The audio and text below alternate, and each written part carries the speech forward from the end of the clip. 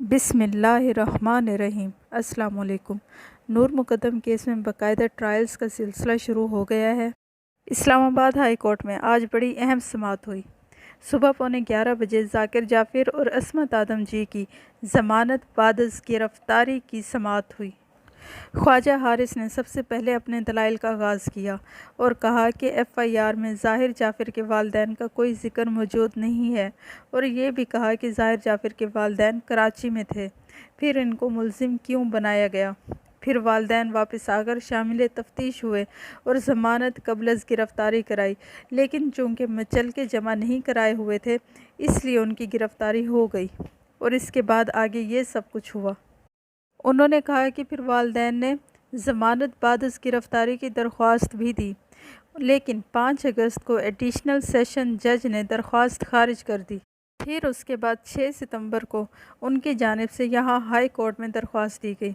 پھر انہوں نے کہا کہ FIR میں ابتدائی طور پر والدین پہ قتل کی دفعات لگائی گئی تھی، لیکن شہادت چھپانے، سہولت کاری اور اعانت جرم کی دفعات کا اضافہ بعد میں کیا گیا۔ اور خواجہ حارث نے یہ بھی کہا کہ ملزم نے اپنے اعترافی بیان میں کہا ہے کہ نور نے مجھ سے شادی سے انکار کر دیا تھا اور وہ پولیس کے پاس جانے کی دھمکی دے رہی تھی، تو اس لیے میں نے اس سے جان چھڑوانے کے لیے اس کو قتل کر دیا۔ خواجہ حارث نے یہ بھی کہا کہ ملزم نے اعترافی بیان میں کہا کہ میں نے چوکیدار کو کہا کہ کوئی بندہ اندر نہ آئے کیونکہ میں نے نور کو قتل کرنا ہے، اور یہ بھی ظاہر جعفر نے کہا کہ میں نے اپنے والد کو فون پر قتل کی اطلاع دی، مگر والد ذاکر جعفر نے کہا کہ گھبرانے کی ضرورت نہیں۔ پھر جسٹس عامر فاروق نے کنفیشنل سٹیٹمنٹ کی حیثیت کے بارے میں بتاتے ہوئے کہا کہ انگلینڈ میں دوران تفتیش بیان کی ویڈیو ریکارڈ کی جاتی ہے، تو ویڈیو سے یہ بات پتہ چل جاتی ہے کہ سوالات کا جواب دیتے وقت ملزم کے کیا تاثرات تھے۔ پھر انہوں نے کہا کہ ہمارے ہاں بیان کسی اور زبان میں ریکارڈ ہوتا ہے، ہو سکتا ہے کہ اس وقت ملزم اردو یا فارسی بول رہا ہو یا سندھی بول رہا ہو، لیکن بیان کو انگلش میں ریکارڈ کیا جاتا ہے، تو اس سے بیان کا مفہوم تبدیل ہو جانے کا بھی امکان ہوتا ہے۔ جسٹس عامر فاروق نے یہ بھی پوچھا کہ پولیس کو کس نے انفارم کیا۔ یہ وہ اہم سوال ہے جس کا جواب پروسیکیوشن نے دینا ہے۔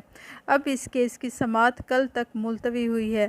اب کل خواجہ حارث مزید دلائل دیں گے، اگر کل مکمل نہ ہوئے ان کے دلائل تو پرسوں دیں گے۔ پھر شوکت مقدم کے وکیل شاہ خاور دلائل دیں گے، اور پھر ہو سکتا ہے 20، 21 یا 22 تک اس کیس کا فیصلہ آ جائے۔ اچھا، اب میں آپ کو بتاتے چلوں کہ 9 ملزمان کا DNA کروایا تھا، کیونکہ مرکزی ملزم ظاہر جعفر کا DNA آلریڈی میچ کر گیا تھا، مگر ایک اور شخص کا بھی بلڈ جائے وقوع سے ملا تھا۔ تو یہ پتہ کرنے کے لیے کہ وہ کس کا بلڈ تھا تو 9 لوگوں کا DNA کروایا تھا۔ ان میں 6 تھراپی ورکس کے ملازمین تھے اور باقی 3 ایک خانسامہ، مالی اور چوکیدار تھے۔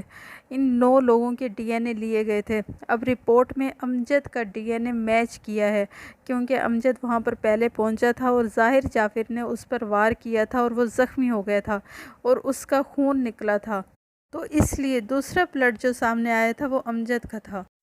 اچھا، میں آپ کو بتاتے چلوں کہ کل بہت اہم سماعت ہوئی تھی۔ مالی جان محمد اور افتخار خان سامہ کی ضمانت کی سماعت، اور ساتھ میں تھراپی ورکس کے CEO طاہر ظہور کی درخواست کی بھی سماعت تھی۔ عدالت میں خانسامہ جمیل اور مالی جان محمد کی ضمانت کے لیے سماعت ہوئی۔ رضوان عباس صاحب، جو کہ وکیل ہیں ذاکر جعفر اور عصمت آدم جی کے، انہوں نے جذباتی انداز میں دلائل کا آغاز کیا۔ انہوں نے کہا کہ مالی جان محمد پہ ایسا کوئی ایویڈنس موجود نہیں ہے جس سے یہ ثابت ہو کہ وہ جانتا تھا کہ قتل ہونے والا ہے۔ انہوں نے کہا کہ ظاہر جعفر کی جو سٹیٹمنٹ لی گئی ہے وہ پولیس کسٹڈی میں لی گئی ہے، اور پولیس کسٹڈی میں جو سٹیٹمنٹ لی جاتی ہے اس کی کوئی قانونی ویلیو نہیں ہوتی۔ وہ کہتے ہیں کہ اول تو اس سٹیٹمنٹ کی کوئی قانونی ویلیو نہیں ہے، لیکن اس کے باوجود اگر ہم تسلیم کر لیں کہ قانونی ویلیو ہوتی ہے تو قتل پہلے ہو چکا تھا، اور ظاہر جعفر کے بیان میں بھی مالی جان محمد کا نام موجود نہیں ہے۔ اور انہوں نے کہا کہ ظاہر جعفر کے والدین کی ضمانت مسترد ہونے کے باوجود تھراپی ورکس کے ملازمین کی ضمانت ہوئی ہے، اور وہ بھی اسی عدالت سے ہی منظور ہوئی ہے۔ اور انہوں نے کہا کہ 24 جولائی کے بیان میں بھی مالی جان محمد کا نام شامل نہیں ہے، لیکن 19 دن کے بعد مالی کا نام شامل کر دیا گیا اور اس کا ذکر بھی ہے۔ اس کا مطلب ہے یہ نام بدنیتی میں شامل کیا گیا ہے۔ پھر انہوں نے چلان کا حوالہ دیتے ہوئے کہا کہ چلان میں لکھا ہے کہ اگر مالی جان محمد گیٹ کھولنے دیتا تو نور مقدم کا قتل نہ ہوتا۔ حالانکہ نور مقدم اور ظاہر جعفر کا آپس میں دوستانہ تعلق تھا اور یہ دوستوں کا جھگڑا تھا اور کوئی سوچ بھی نہیں سکتا تھا کہ یہ قتل ہو سکتا ہے۔ اس لیے ایسا کوئی ایویڈنس سامنے نہیں آیا کہ مالی جان محمد اور خان سامہ کو معلوم ہو چکا تھا کہ اب قتل ہونے جا رہا ہے، اس لیے انہوں نے اسے باہر جانے سے روک دیا۔ پھر انہوں نے یہ بھی کہا کہ جب نور مقدم نے اپنی والدہ کو فون کر کے بتایا کہ وہ لاہور اپنی دوستوں کے ساتھ جا رہی ہے تو اس نے اپنے پیرنٹس کو مس ریپریزنٹ کیا، یعنی گمراہ کیا اس نے اپنے پیرنٹس کو۔ جب رضوان عباس نے یہ بات عدالت میں کی تو شوکت مقدم نے بے چین ہو کر اپنے وکیل شاہ خاور کے کان میں آ کے کوئی بات کی۔ اب ظاہر ہے انہوں نے تو بے چین ہونا تھا اس بات سے، کیونکہ ایک تو ان کی بیٹی اس دنیا میں نہیں رہی، پھر ان کی بیٹی پہ الزام بھی لگ رہا ہے کہ ان کی بیٹی نے گمراہ کیا۔ اینی ویز اس کے بعد ذاکر جعفر کے وکیل بولے کہ نور مقدم اپنی مرضی سے آئی تھی اور سی سی ٹی وی فوٹیج میں دیکھا بھی جا سکتا ہے، اور جب وہ انٹر ہوئی تو ظاہر جعفر کی فیملی کا جو کتا تھا وہ بھی نور سے مانوس تھا، اس لیے اس کتے نے بھی کچھ نہیں کہا۔ اس کے بعد انہوں نے کہا کہ یہ جو ہائپ کریٹ کی ہوئی ہے ہائی پروفائل کیس کی، یہ ہائی پروفائل کیس کچھ نہیں ہوتا۔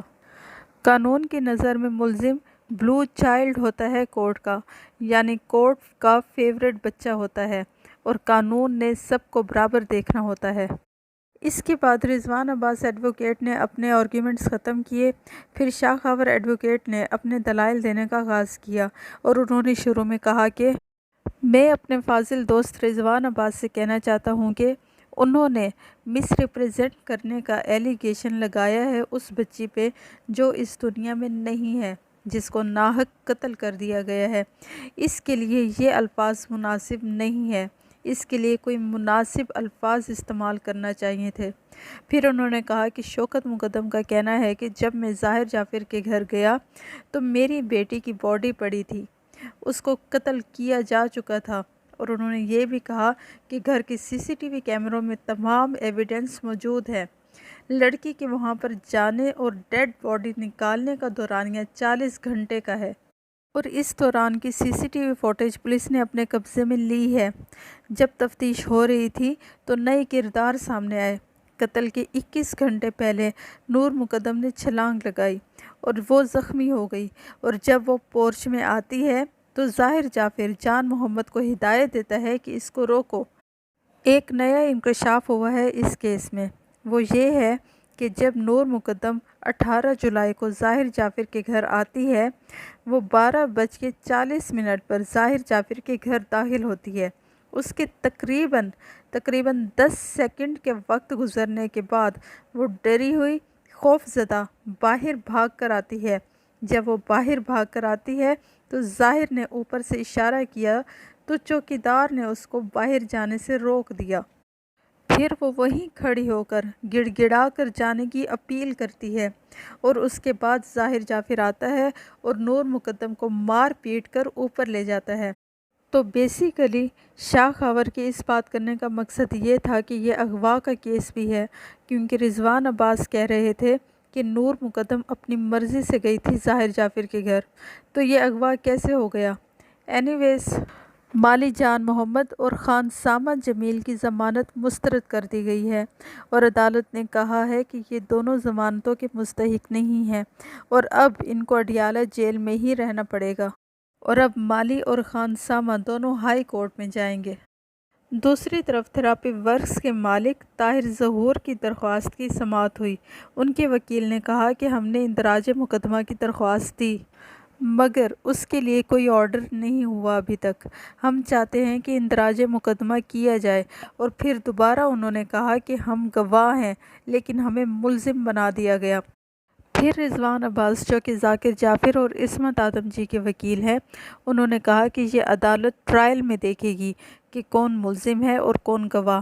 شاہ خاور نے بھی کہا کہ جب امجد 20 جولائی کو زخمی ہوا تو انہوں نے اس وقت رپورٹ درج نہیں کرائی، اور یہ جو طاہر ظہور کی جانب سے اندراج مقدمہ کی درخواست دی گئی ہے اس پہ کوئی تاریخ درج نہیں ہے، اور طاہر ظہور نے درخواست دی ہے جبکہ زخمی امجد ہوا تھا۔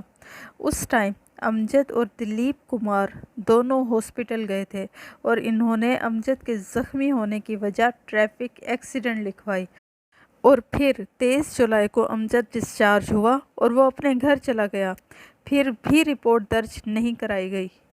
میں آپ کو بتاتے چلوں کہ معلومات ہیں کہ یہ جو طاہر ظہور ہے، اس نے جو کچھ بھی ادھر روم میں تھا اس کو کلین اپ کرنے کا پلان بنایا، اور ساتھ میں کلین اپ کرنے کا پلان بناتے وقت اس نے ظاہر جعفر کو وارننگ دی تھی کہ اگر مجھے کچھ بھی ہوا اس کلین اپ کرنے کی وجہ سے تو میں تمہارا نام لے لوں گا اور سب کچھ بتا دوں گا۔ اور ہوا بھی ایسا کہ 1 مہینہ تک تو یہ طاہر ظہور اور اس کی ٹیم کے لوگ چپ کر کے جیل میں پڑے رہے، کیونکہ ان کو ایسا لگتا تھا کہ ہم پکڑے نہیں جائیں گے، اور اس نے پہلے ہی ذاکر جعفر کو کہہ دیا تھا کہ اگر ہم پکڑے گئے تو میں تمہارا نام لے لوں گا۔ 1 مہینے تک تو طاہر ظہور کو چپ کرایا گیا، پیسے دے کر یا کسی بھی طرح سے اس کو چپ کرائے رکھا گیا، لیکن جب طاہر ظہور نے دیکھا کہ ماں باپ کی بھی بیل نہیں ہو رہی تو یہ سب معاملہ تو مزید خراب ہو رہا ہے، تو پھر اس نے سوچا کہ ہم کیوں پھنسیں، تو پھر اس نے پکڑ کر FIR کٹوانے کی درخواست دے دی۔ آخر میں اتنا کہوں گی کہ اگر آپ کو لگتا ہے کہ میرا چینل سبسکرائب کرنا چاہیے تو کر دیں، اور ساتھ میں بیل آئیکن کے بٹن کو بھی دبا دیں تاکہ میری ویڈیوز آپ تک پہنچتی رہیں۔ امید کرتی ہوں آپ کو میری ویڈیو اچھی لگی ہوگی۔ نیکسٹ ویڈیو تک کے لیے اللہ حافظ۔